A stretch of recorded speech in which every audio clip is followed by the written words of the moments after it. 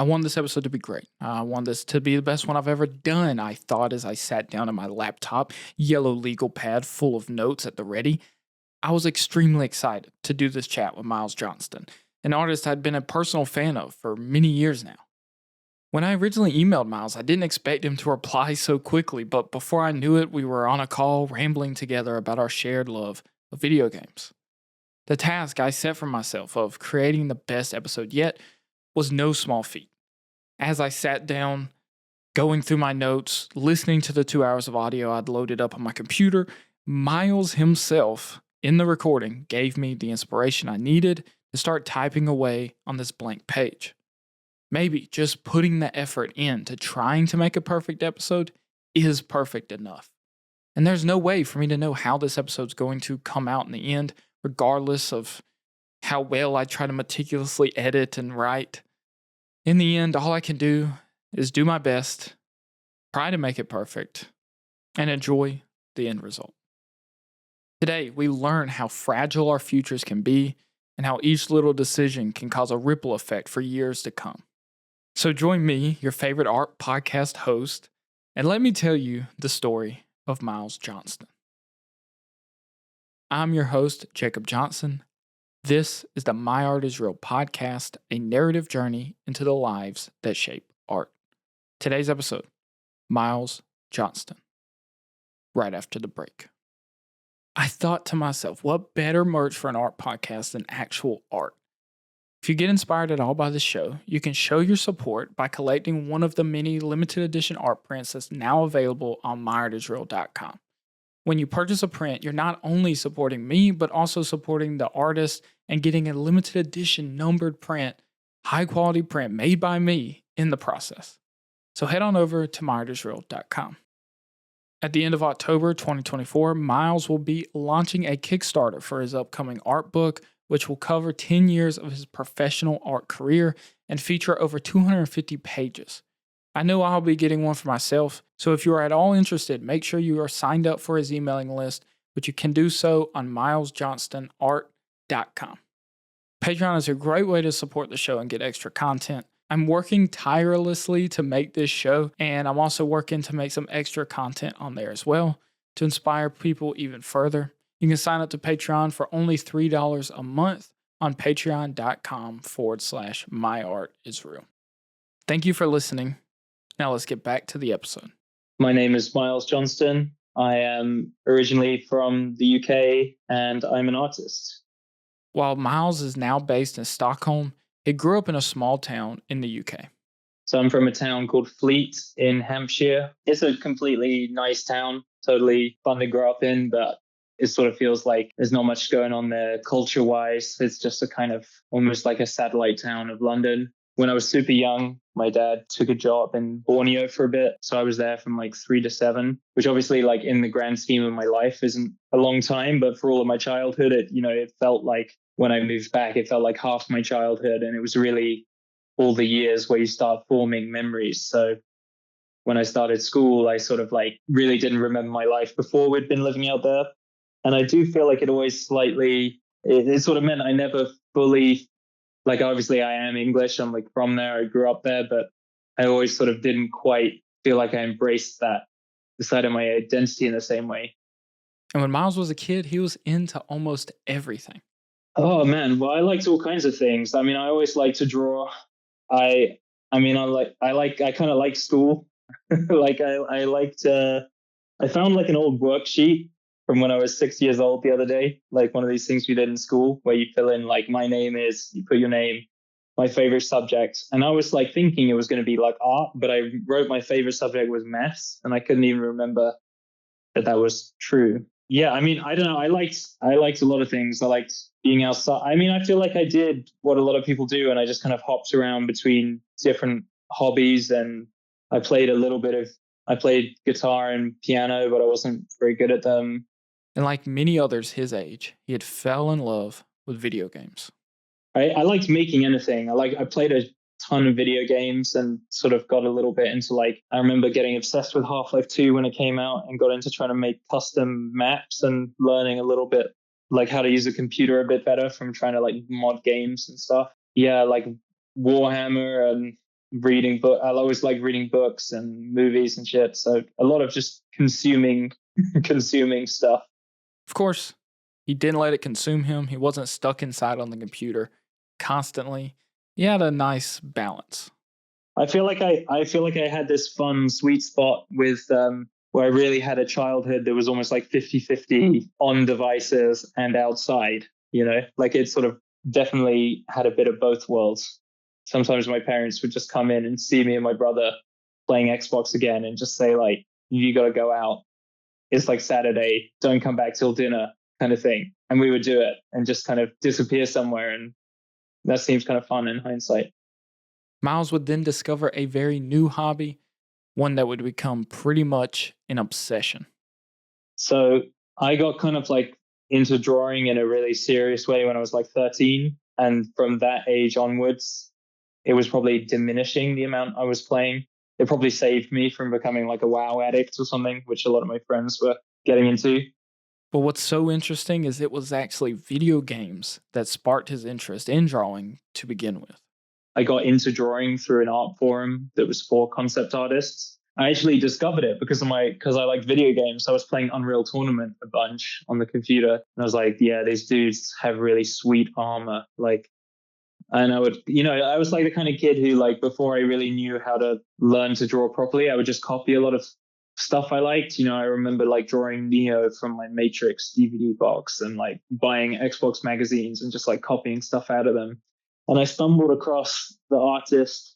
I think his name is Justin Hawkins, something like that. But he went by the screen name Hawk Prey, and he did all the Unreal Tournament stuff. So I Googled his name, I found his website, and it had all the tabs on the side. And one of the tabs was concept art. I was like, okay, what's that? Like, clicked on that, and it was all the sweet dudes in armor that I wanted to see.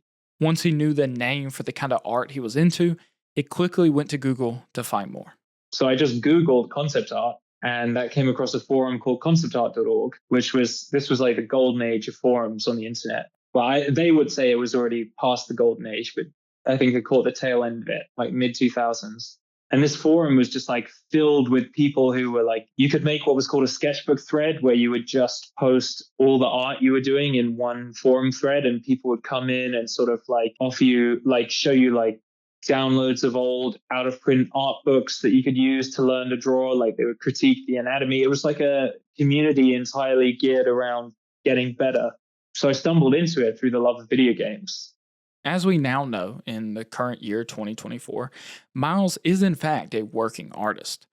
But when he thinks back to that time of his life, it all seems so fragile and random.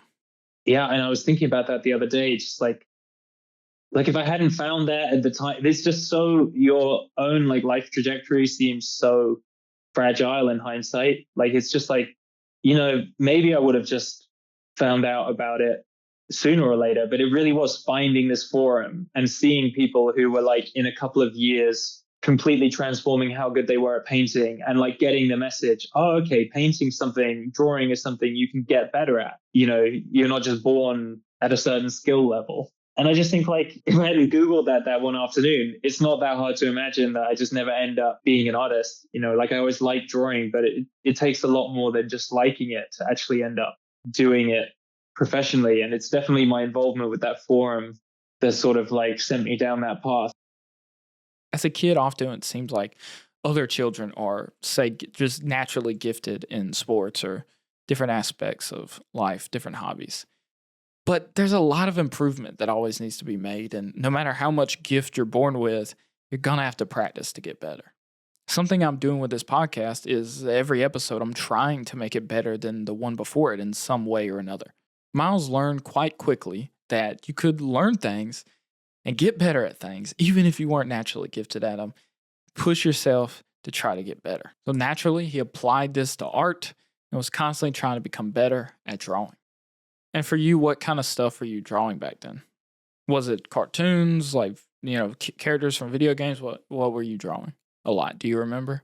Yeah, it wasn't so much anime. It was more like dudes with guns in power armor. Yeah, like Warhammer.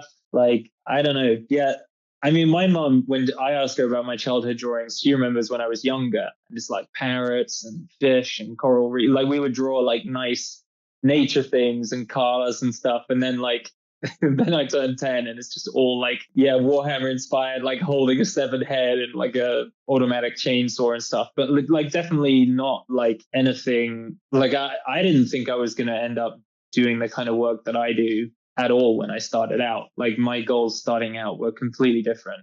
I just like drawing. Yeah. I always felt like I had a slight, knack for it. I was like the drawing kid in my class. But I just thought it was kind of fun to do.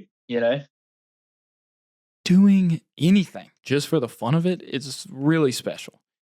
Little projects here and there become so satisfying and rewarding to finish, even if it's the smallest project. Besides being just a fun thing to do, Miles discovered that art played a much deeper role in his state of mind. I was writing about this actually for the introductory chapter in my art book. And I think as a teenager, I often was like prone to just going through these pretty heavy periods with my mental health of like depression or anxiety or even like slight feelings of just dread for the future. And I feel like when I got into doing something and improving and learning, the way I put it is it gave me a relationship with the future that wasn't just being terrified of uncertainty. I would just look ahead and be like, I'm going to get older. I'm going to need to get a job.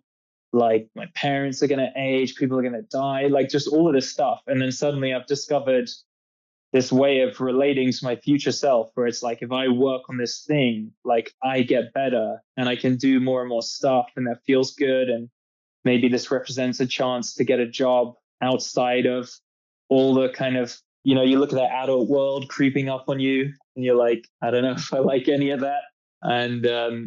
And I think it just represented to me this like escape and this new way of like, yeah, like it was just like hopeful. I feel like the feeling of learning something you're passionate about is almost like the opposite feeling of dread and anxiety about the future to me. I think there's a little bit of something, there's a carrot and a stick, you're things you're running away from and things you're running towards. In most aspects of life, we don't see the greater improvements or change until many years in the future. But with the drawing and posting it on the forum, Miles was able to visually see his growth and it gave him hope. It was a part of the future he could control. And the others on the forum only pushed him further down this path. I was just improving quick enough that it seemed like I had a lot of people saying like, oh, well, if you're doing this at 14, like if you keep this up, like you're gonna be really ready, by the time you finish school. And that just seemed like a chance to get ahead at something. And when you would share your works on the forum and people would give you feedback, how did it make you feel at the time? I think it just felt good because I really was putting in a lot of work. Like it started as like one of the, like kids will sometimes do like a weirdly intense project. Like you got no bills. If you're lucky, you got like, there's not a lot of stuff going on. So if you just decide you're going to like draw every day for the next month, like if I want to like do some challenge like that now, I have to like plan it with my partner, like make sure I'm dropping my kids off at school. Like, how am I going to pay the bills? Blah, blah, blah. Like you do have less like spontaneous freedom. So I think I dived in and I was putting a lot of time in. And if people are complimenting something that you're really honestly working hard on, I felt like it was just nice. And I do sometimes wonder though, like how much what you're drawn to doing in the world, like it's a mixture of loving doing the thing and also just like needing that validation as a sort of, is a very vulnerable stage in your life, being a teenager, and you're trying to you're aware that you're not going to be a kid that much longer. And if there's this thing and suddenly a lot of people are like praising you for it, it can be hard to tell, do I love doing this or does it just feel good that people are being nice to me for doing it? So it's probably like a bit of both. With you being so hyper focused on drawing, what was your parents' reaction? Were they supportive of you? I think the deal was always as long as I wasn't flunking out of school and it was clear that I was like still leaving that door open until I finished like high school, then I think they were very like, I'm a parent now and I feel like of course you're gonna like you worry about their future and stuff, but like I feel like I would at that age it must have been kind of interesting that I got so into it. It was just like I was just like reading weird old art books and drawing all the time. And so I think they were always really supportive. And And then they didn't argue with me when it came time to leave high school, and I said I wanted to go study art instead of something else. I sort of did my end of the bargain and made sure I left the door open to go to university for something else. Yeah. While being so heavily into the art form, this allowed Miles to see and even speak to artists who are actively making a career out of their work. Most of the time, people don't see anyone doing the job they wish they had, and it all seems so far out of reach. Because of being so close to the world of concept art, Miles knew he had a shot in making something out of it, something that could keep a roof over his head and food in his belly. So tell me exactly, what was the plan? What was the plan for your future? Yes, it's a good question. I mean, the plan was just like get good and like it somehow it will work. But I mean, more realistic, I suppose the example that I would bring up to like try to show my parents that there was some semblance of thinking about a future was so a lot of the guys on conceptart.org, some of the founding members were all in a studio together, and they were sort of collective outsourcing studio that would take on contracts from video game companies, and they would paint tons of concept art, and they were all in San Francisco. They shared this like studio, and the artwork was so cool. And to me, it was just like, how do I join? Like, I want to be in on that. I want to be every day surrounded by other people who feel as passionately about this. Like, so I wasn't thinking so much about, at least that seemed like a job. Like, it still wasn't in my head that I was going to just be an artist, because I didn't really see how that was like realistic or what even the next step would be. So instead, I was like, okay, what do I need to do to become a concept artist? And the general idea was you need to be sort of good at drawing almost anything from imagination, or being able to like create it with reference, just knowing how to generate imaginative imagery, not just copying photographs or direct references, but being able to generate new imagery. So that involved having really solid art fundamentals, knowing your anatomy, knowing all of this. This is what like the forum is about. And interestingly, like all of those skills, I think I still draw on every day in how I make work. He knew that he wanted to improve. He That's something he'd always cared about. He wanted to do it at a school, but he had no idea where to start. There are countless art schools, and each one of them has a very different type of program and philosophy when it comes to drawing and making art. So he's pretty divided on where he was going to go. I wasn't sure what I was going to do next. I didn't want to go to university in England, study at like one of the major art colleges, because like I felt like I really wanted to continue to improve my drawing fundamentals. Like I didn't feel like I was anywhere near good enough at just drawing and painting on a fundamental level. And most of the university education in England around art was kind of already about sort of higher level conceptual fine art stuff. Like you would look up a program that said it was like a bachelor's in drawing, and then half the coursework on the website was like sculptures made of string and sticks. And I was like, and like the word of drawing was so broad. And like, I'm not a giant hater of modern art. I love a lot of modern art, but it was just completely different goals to what I had in mind. So, naturally, he turned to the forum and asked around and discovered a type of school called an atelier. I didn't know what an atelier was. And then I stumbled across a friend on the forum who went to the atelier in Sweden, where they're drawing like from live models every day, from plaster casts. And I found out that a bunch of the guys who went there had gone on to become concept artists. And they found that skill, like it just seemed like the path forwards to me.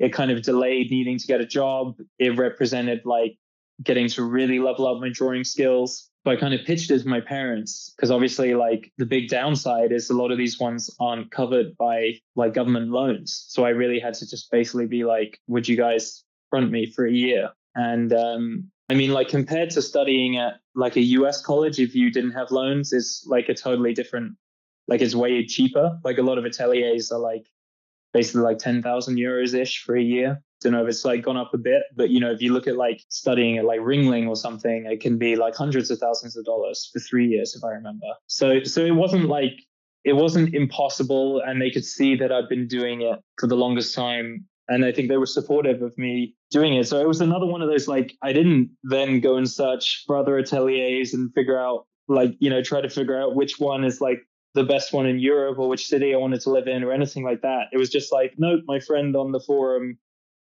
he does cool work. He goes to this one, I'll apply. And then I got in, and it just kind of, you know what I mean? Like it, like I look back and I'm like, did I not even think to see if there were other schools? Or I think I just didn't. I didn't even like to think about it. You know, it's like, and also just my friend's work was so cool. I was like, look, if he can do that there, then that's where I want to be.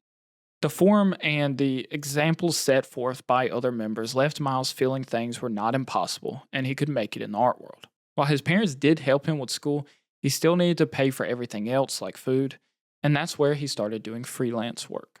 I couldn't just ask my parents for infinite money. So a lot of I covered my living costs doing freelance work. Yeah, I mean, the forum felt like a lot of possibility. You would see people all the time that you've been following for years just randomly get hired by Blizzard or something. Like it was like it didn't feel impossible to get a job like that. And and the people who got hired tend to be the ones who, you know, it was pretty self-evident they had the skills. I think what drew me to that whole world was that it seemed understandable. Yeah, and it seemed like you would be rewarded if you had, like, if you could develop the skill set that was work, which was appealing rather than like trying to navigate, I don't know, the gallery world or something like that.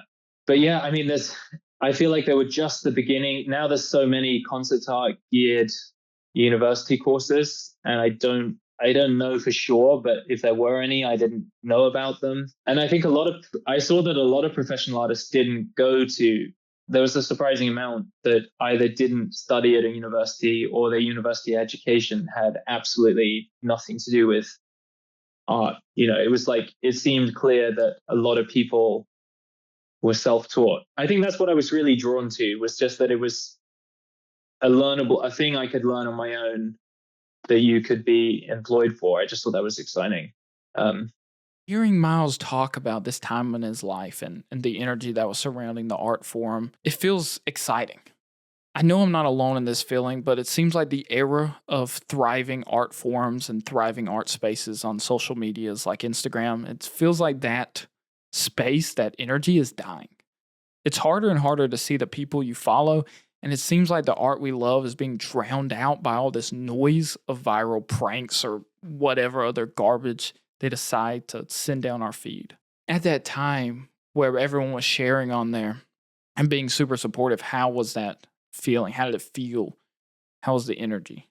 it was just so exciting, man. It was so exciting discovering, like, just stuff would happen. You just log in the forum one day and someone that no one had ever heard of had just arrived, you know, as if like they arrived at the inn in town and they'd spread out their portfolio on the table. And you'd just be like, I loved having this little culture that I was involved in that had no intersection with my real life friends and world. Like it was like this like secret world I could escape into that was filled with like weird drama and inspiration, and like it was just so exciting. And I liked it. I still have a lot of love for that whole, I feel like some of the most imaginative and technically skilled and creative artists in the world are in these positions as concept artists. Like there's just an incredible wealth of skill and knowledge in that profession that often goes under the radar to people outside of that niche, you know. And I still think a lot of the stuff that I bring to my own artwork, a lot of the values come from coming out of that community. He had been completely immersed into the concept art world since he was an early teenager. But as he started to attend the atelier and learning more and more about art itself and painting and drawing, he was doing less digital works and more physical. The idea of the kind of art that he wanted to make really started to shift. I had done a lot of digital painting when I was younger, and now I was spending all day working, you know, in a studio with charcoal and paint on big canvases. And I just loved that. I loved not working on the everything machine where you constantly have to resist. Like you're trying to paint on the machine that also plays video games and like does every other thing in the world. Like I loved just like being able to separate, like not looking at a screen and the sound and smells. Like I found everything about being in an atelier studio quite like romantic, just the vibe. And I realized, you know, we would go on these trips to go to like museums and look at classical painting. And I feel in the same way that like the more I learned to paint, the more interesting that stuff became to me. In the same way that I'm sure that like musicians who can play at a high level get way more out of classical music than I do. It was like that stuff was coming to life, and I suddenly realized that like I really was becoming passionate about artwork that was in and of itself the finished product. Like this object here is the art object. And I was being drawn away from concept art. Like, in fact, I realized I wasn't, for a long time, I'd never really been very good at it. Like, I had gotten quite a lot better at like representing form and rendering and drawing. But as a concept artist, like, my work was always very derivative and lousy, if you ask me. And just like, it was just clear my heart wasn't really in the actual designing side. I was like more and more loving just like the making of the artwork itself. And so it sort of, it was beginning to sort of like come up in my head while I was painting in art school. Like, I don't think I want to be a concept artist. But that's a little worrying because at least that's like an obvious job. He soon discovered more types of artists and found his new path. I remember being really inspired the first time I saw James Jean's work, because he was someone that had been incredibly successful in the illustration world and was an amazing illustrator, had done comic book covers and worked with bands and all this kind of stuff. And then he was just kind of pivoting towards the fine art world when I was a student, which he's sort of like fully done now, I suppose. I mean, I guess but there was just that part that became the new path in my head. Okay, I want to be an illustrator, not a concept artist, because illustration is like finished artwork for stuff. And then when I've done that long enough and I've built up the skills and maybe like created the moment in my life where I can, like pivot to it, I want to somehow pivot to like fine art. As he finished up school and was working toward his final art dreams, Miles had to figure out, most importantly, what he was going to say with this art. For a long time, he had made work he felt he needed for his portfolio, but now he was going to be making art for no reason other than it was something he wanted to make. So this process of realizing I didn't want to be a concept artist, it wasn't just that I realized I didn't particularly want to do that work anymore, but I had started to discover something else. Honestly, I'm going to have a Kickstarter running fairly soon in October for this book that I'm putting out, which is like the first 10 years of my work. There's like quite a long introductory chapter and we highlight some of the drawings that I'm talking about here. But there were a few moments where I just I rediscovered drawing for my own satisfaction and to just create something that I thought was interesting. I think like a lot of people trying to get better at art, you sort of start imbibing the values of the people that you're looking up to and the community you want to be a part of and the job you think you need. So I had all these ideas, when I would sit down to make something, it was usually something for my portfolio, and it had to be, this is an illustration scene of fantasy stuff that could be in my portfolio for magic, or this is a character design or whatever. And I just started drawing for fun again. I would just take a piece of paper and do these like weird stream of consciousness, fountains of flesh and weird floating figures and astral bodies and a lot of it in pencil. This is when I really solidified my love of pencil. Soon, his emotions began to creep into the works, and his works became an embodiment and a way of expressing those emotions. Or I would sometimes just take actual feelings from my life, like things that I really like. I had a couple of these series of these pathetic, like horny goblin creatures that were like, I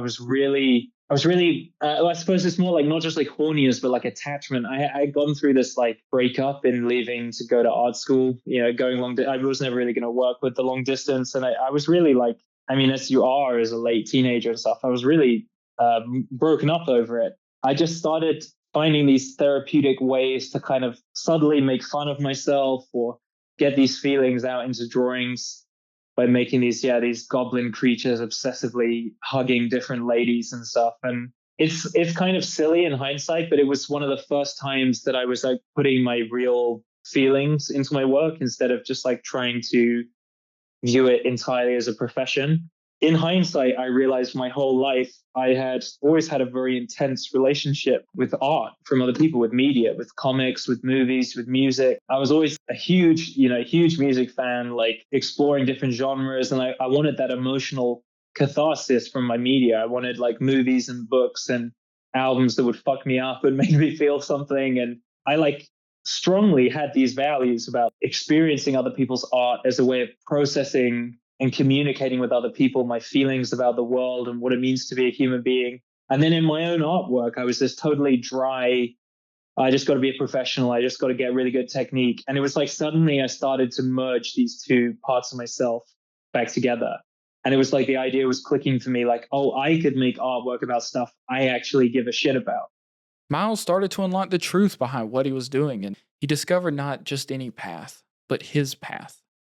Because he couldn't just follow the path of fellow artists, he had to find his own, figure out what his goal was. And so I started to like get that signal of like, maybe this whole plan I built for myself that I have to be an illustrator and then I can pick, like maybe it's just kind of all like I'm just procrastinating what I really want to do, which is just make things I like, and then try to figure it out from there. Of course, during this time of exploration of himself, Miles still had bills to pay. So after a while of freelance work, he found himself in a proper studio job. But yeah, like after a while of the freelancing, I ended up landing an in-house contract job at like a mobile games company for a bit. And that was the first time I had like a proper salary. And that was very seductive. Like I could have ended up staying there for years. Like I was painting portraits for like online poker games. I don't know if anyone could hunt them down. I don't think they're attached to my name. If you search for Virgin Poker and see if it, I'll leave it up to users to see if they can guess which of the things. So a bunch of that artwork is mine, and I don't think it wouldn't be very easy to guess because it's very like anti-style for me and everything. But I did stuff like that. I made a bunch of I just do anything I could. I was always posting online and there was always like there was a slight audience at the time. So I was like, okay, I'm trying to like throw together like $5 tutorials, just experimenting with anything to bring in income. It was after this studio job that Miles would end up landing what I know most artists would consider a dream job, a job that would take him back to Sweden once again. But yeah, when I got the studio job, after I'd been doing that for a while, I heard that the art school I was at had moved from Stockholm to a small town in the south of Sweden. And I was like, oh, damn, that looks amazing. They bought this old school building. They'd moved to like a small fishing village. And I was living in London and I was like, it's a fun place, but like, would be a lot more fun if you had money. You know what I mean? Like it's like going out and then having to take like buses home at 2 a.m. for 2 hours. Like I was getting like really a bit sick of being there. So I decided, okay, I'm going to go stay. I like emailed the school. I was like, can I come as like alumni for a month and just like hang out? I want to be around the atelier environment again. Because when I was a student, there would always be people who graduated coming in and since I was doing some freelance work, they thought it'd be good for me to like talk to some of the students to show them an example of someone living off of the skills they'd learned there. So I went out for a month and I basically at the end of the month, I was like, please don't send me home. Like I have no more ties. I'm out of the relationship I was in. I'd been moving between Airbnbs since then. I was like, can I just stay? Like the village, like Simrishamn they were in was at the time, especially in 2015, it was like genuinely quite cheap to live there. So I was like, look, I'd love to help you instruct as an assistant if you'll have me. They said yes. We figured that out. And that slowly escalated to where I was like one of the main teachers there. With the new teaching schedule and the fair cost of living in the area, Miles was now able to have a lot more time on his hands to spend purely focused on the art that he wanted to make, instead of trying to hustle to do more freelance work or trying to make works for a studio that he obviously didn't care about. But that was the period in my life after the studying, after school, after about a year and a half of freelancing. I was like 22 and they do this schedule with their teachers where you teach for like 1 or 2 weeks and then you get like 4 weeks off while the other teachers teach in their blocks so that everyone who's teaching there can be an active artist, which is more inspiring for the students. Even that level of part-time work was enough to like share an apartment with 3 friends, like cheap rent, eat noodles. And I was just like, I am going to take a year out of my life now, and I'm just going to see what happens if I do nothing but my own work, like no distractions. Like I'd still never had a period of time where I'd taken like 2 months to just do my own work, no commissions, nothing. When we make anything, we have doubts, like how's it going to turn out or how will other people perceive it? Like this podcast, like I love what I'm doing and I enjoy it. And I think that's most important. But then you still have that fear of when I put this podcast out or I'll put this artwork out, how are others going to perceive it?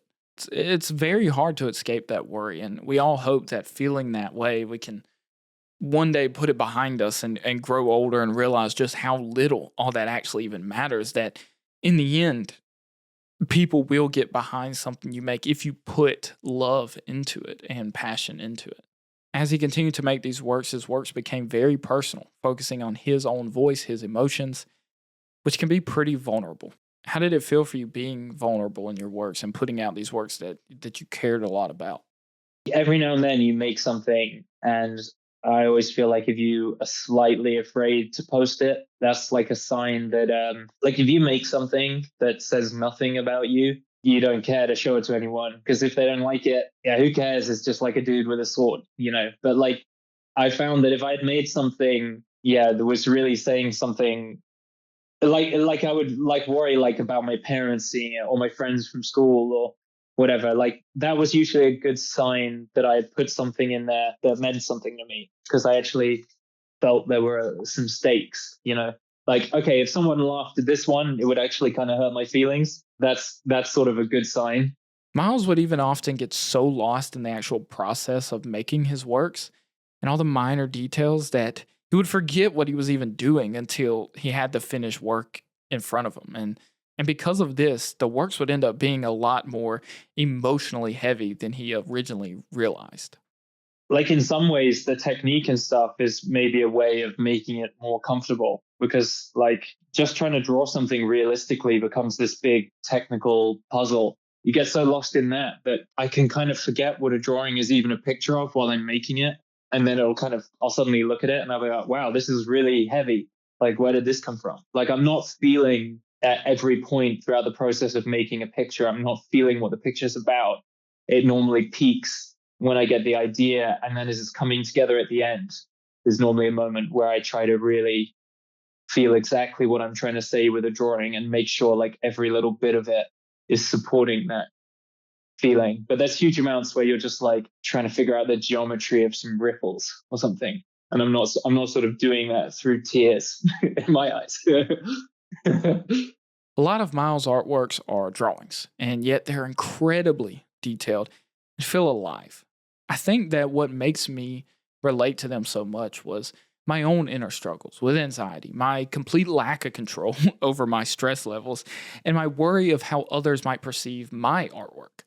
No matter who the subject is in his works, I feel some sort of connection.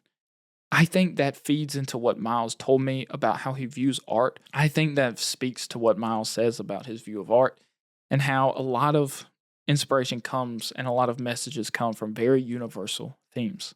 Okay, first of all, I just want to say, like, the people who are really good at fantasy art, they're good at it because they find a way to transcend the genre and to make it to bring this potency in. That's like why Lord of the Rings is so much better than like half of the generic fantasy things out there. It's like it become like in the end, I feel like all artwork is just about very universal themes. Because there's only so many things that make sense. It's all ways of expressing different kinds of ways of relating to what it means to be an impermanent creature in a world, like the ways in which our lives get entangled, the nature of the world, and a kind of appreciation for the way reality is, or a fear of it, or but the energies that make artwork potent or emotionally resonant are not invented by artists. It's always some form of holding up a mirror. So to the extent that something in my work is intense, that's just my observation of reality. I don't invent grief or loneliness or any of these things that like go into my work. Sometimes it's really just trying to capture some of that and redeem it in a way. I think that's why I'm drawn to heavier themes. Is I find that there's something about trying to take the stuff that you have trouble dealing with and turning it into something beautiful that you can use to relate to other people that feels like redemptive instead of just having to experience those things for nothing. Even though we all want to make something important that inspires, we can't just sit down and decide, okay, this work, this painting is going to really pull people's heartstrings because we don't know how that's going to turn out. And if you go into it with that mindset, it might come out a little cringy. I think Miles has a style of art that has helped him strike a good balance. His works can at times be very weird, strange, or out there for some people, but it is this surreal and dark aesthetic that makes people take his message seriously. Processing my life, but I can't do it on purpose without it becoming kind of contrived. Like if I sit down, if you sit down and like it's time to pull the heartstrings, like you're in the wrong, you're in a manipulative headspace that's the wrong space to get that right. So like it kind of has to just like come out of you. And I think a lot of that is just having, it does take a vulnerability because you do like when stuff fails to land, that's when you end up in the territory of cringe. And like I know the stuff like different people are sensitive to that in different, like if you make something that you think is moving, there's always going to be someone out there who just thinks it's a little bit like cringe, you know. But I think about Alex Honnold free soloing, you know, he's climbing and if he falls he dies. I'm drawing and if I fail it's a tiny bit embarrassing, like I'll be okay. But I guess if I'm like not trying to guard it in humor, I do have this side of me that is a little bit existentially freaked out permanently. I'm just a little bit, I just think it's so overwhelmingly weird that we exist. You know, those moments of just waking up and just, oh, this is still going on. And one day it won't be. Like, I really am going to die. The people I love will die. Like, the kind of Buddhist is old age, sickness, and death. And just, you have to, and life is so bizarre and strange. And it's sort of, I know this all sounds corny, but it's, yeah, I'm trying to find the right words. It's like, to me, it feels like there's this opportunity to exist, to have a mind, to be conscious, and the desire to make art. It's the desire to grab someone a little bit manically and be like, "Can you believe this shit? Like we're fucking here. Like this is real. This is really happening." And I feel like if I were a slightly more balanced person, I would probably just sit back and watch a sunset and be like, "Yeah, this is lit. There's nothing to do. I don't need to paint that. Like, look at it. It's amazing."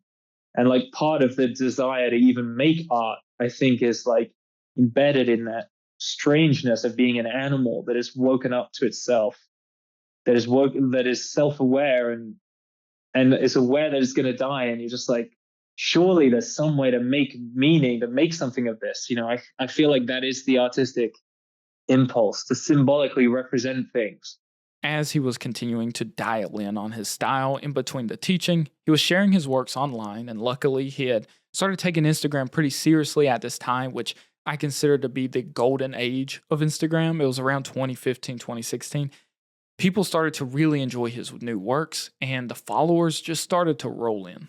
There's another bit of good fortune that I feel like Instagram was quite early. It still felt like you could grow organically on there, which I mean, people still do nowadays, but I think it was easier. I just started posting my own work. You know, I'd do this teaching when I had to, but it was a really good setup and I had no ties, no responsibilities. I was just like, I'm just going to see what happens. And it kind of from that point onwards happened. It like became a viable job a lot quicker than I expected it would. But it was a classic story of like, I've been drawing for 10 years at that point, and then it became my job within like 3 years, but it was after laying the groundwork forever, really. I feel like in the modern world, if there's if there's an audience that forms around your work, like gallerists want to go to that, suddenly you can sell prints, hopefully. And I kept leaning more and more into trying to make the stuff that really, I feel like that was the period of time where I took all of these skills that I had built over the years and actually tried to turn them to something interesting for me. He was now making a living off of his art. Not just any art, not just doing freelances, but his fine art. It was what he'd always wanted to do, what he'd always wanted to make. He was finally doing it. But then he entered a new challenge. You have recently become a dad. So, how is that trying to balance your work and the stability of being a full time artist while also learning to raise children? How does that feel for you? It feels good. I mean, ultimately, it's exciting to me. Like, I feel like I have something. I feel like my experience of like, there's a lot of lessons I've learned beyond just making art, but just about following something that I was passionate about. That I feel, I hope one day. Like, I don't want to be that parent who's like telling them that you need to have a thing like I had a thing. I don't want to come at them with that energy, but if they do show interest in something, or they do that is maybe outside of a normal educational path, or it's just anything they want to get good at, I hope that I have something I can say to them and how to be encouraging and how to support them in that, having had people do that for me. And more than that, I just feel like my partner, she's very creative too. She's a good artist. She likes making stuff. And I love that in the house, we're going to have that kind of family energy and love for creating stuff that I want them to grow up in. In the beginning, Miles needed learning to draw to keep his idea of the future stable. Well, having kids can be one of the most hectic and unstable times, but Miles always knew he wanted to be a dad. I don't know. I think I always did want to be a dad. I always knew that. It just was very hard to know.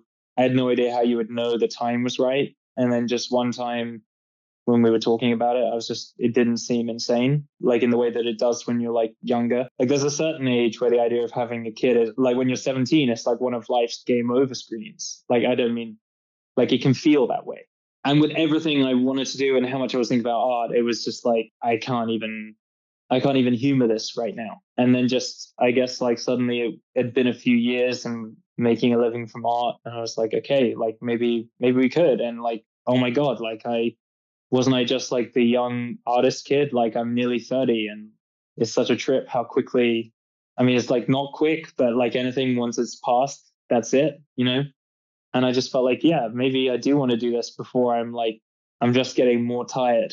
You know what I mean? Like I'm just going to get more tired. It's going to take, let's get the hardest years out the way while we're sort of young.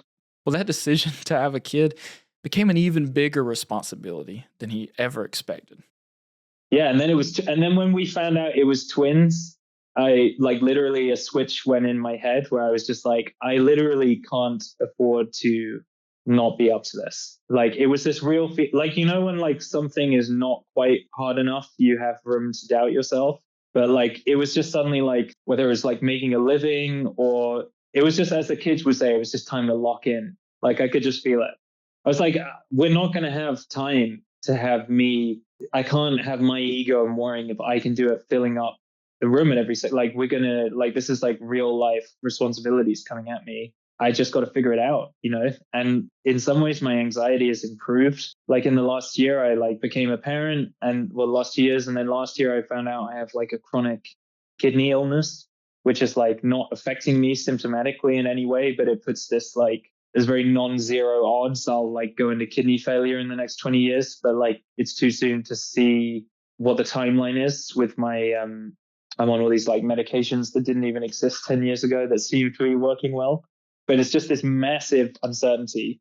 But when times get hard and you start to feel overwhelmed, you have to face it head on if you're going to make it. It reached a point where I just suddenly went like, no one fucking knows what's going to happen. I have to focus on what I can do every day as best as I can. Like if I start worrying about money and income, if maybe I used to like get anxious and try to avoid it, like now I kind of feel like I'm responsible for them. Like I got to do something a day that moves towards solving that problem. It has definitely felt like a growing up process. I guess the biggest thing is I've had to learn to deal with anxiety with action as best I can. Started therapy, started running, like all the typical 30 something things you do, you know, but yeah, like it all gets to me sometimes, but then I have these moments. It's been a very, like you're calling me at a time when I'm feeling like we were off for the summer break and I've just been back in the studio for a few weeks and I feel like I've been successfully reprioritizing my attention to do the stuff that matters. And I can feel it starting to build up that momentum again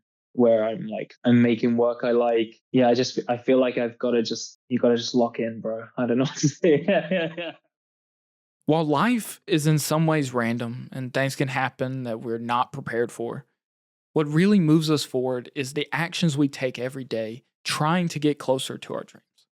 That simple act of him trying to improve on drawing pushed him down that path he's now on today and led him to inspiring literally over 1 million people with his art. While much of his journey was all because of the hard work he was putting in, we have to acknowledge the incredible support he had from his parents, from the other artists cheering him on the art forums, and his family and children who are the inspiration and motivation these days to keep pushing and doing even more of what he's really great at. Was this episode one of my best? I have no clue, actually. What I do know is through the process of making it, I learned something new that will help me make the next one better than this one, and the one after that, and the one after that. It's all about improving, and I want this show to be what you come to for inspiration. This show that hypes you up to get back into the studio and make that new work and push forward. I hope I achieve that. As the episode has come to an end, I just want to remind everyone that Miles will be releasing his art book at the end of October. You can check it out on Kickstarter around that time. If you want to stay up to date, follow him on social medias. Sign up for his emailing list on his website, milesjohnstonart.com. It's going to be an incredible art book with over 250 pages. I know I'm going to be getting one. It sounds amazing. So yeah, go check it out on there. Kickstarter is definitely the way you want to support it, he said. It helps him and the people making it a lot more than when you buy it on, say, something like Amazon or anything like that. So go ahead, check that out, end of October 2024. Thank you for listening. Obviously, if you've gotten this far, you really enjoyed it. I appreciate you. I appreciate all of you who listen. If you enjoy the show, please help me grow. I do this so many hours. It takes a lot of work.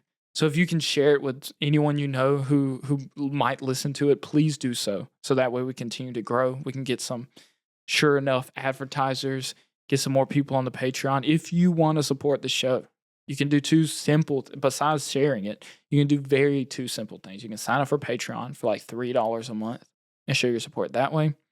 And you can head on over to Myartisreal.com and you can purchase limited edition art prints. So that way you're supporting an artist, you're supporting me, and you're getting a cool limited edition art print in the process. Thank you so much for listening. I will see you in the next episode.